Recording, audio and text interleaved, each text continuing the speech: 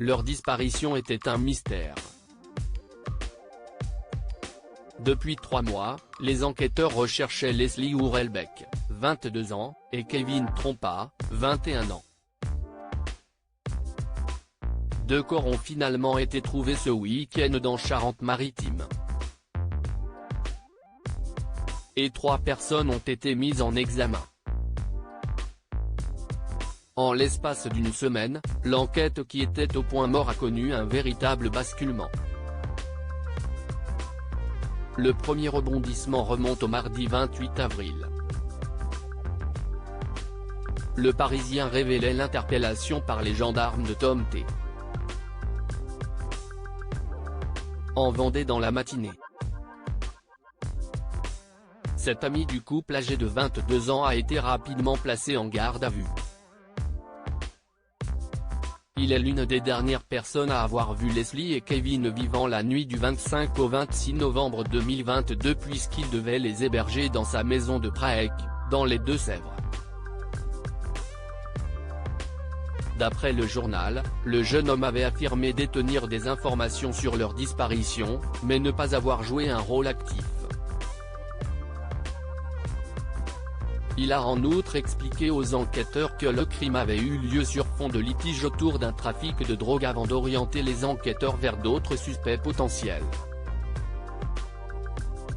Les mercredis 1 mars et jeudi 2 mars, 2 jeunes hommes ont été interpellés. L'un, Nathan B, a ensuite été mis en examen pour assassinat, modification de l'état des lieux d'un crime pour faire obstacle à la manifestation de la vérité et enlèvement et séquestration sans libération volontaire avant le 7e jour. Le second, Enzo C, a été arrêté puis présenté au juge ce samedi avant d'être placé en détention. Les mêmes chefs d'accusation lui sont reprochés. Les autopsies toujours en cours sur les indications de l'un des 3 suspects, les enquêteurs ont pu mener des fouilles pour retrouver les corps des victimes. Vendredi, un premier corps de sexe masculin a été découvert dans un champ à Puyraveau en Charente-Maritime, juste à côté du domicile de Nathan B. Un second cadavre féminin a été déterré, quelques kilomètres plus loin, samedi 4 mars dans un bois de Virson, près du hameau des Haies.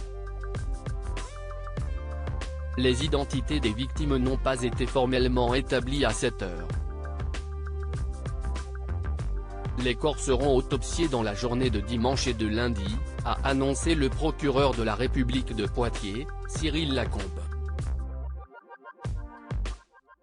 Les 2 corps ont été envoyés à Pontoise pour être autopsiés à l'Institut de recherche criminelle de la Gendarmerie nationale, IRCGN. Une conférence de presse se tiendra lundi ou mardi, a précisé le procureur. Article écrit avec la collaboration de 6 médias. Crédit photo, capture d'écran Facebook.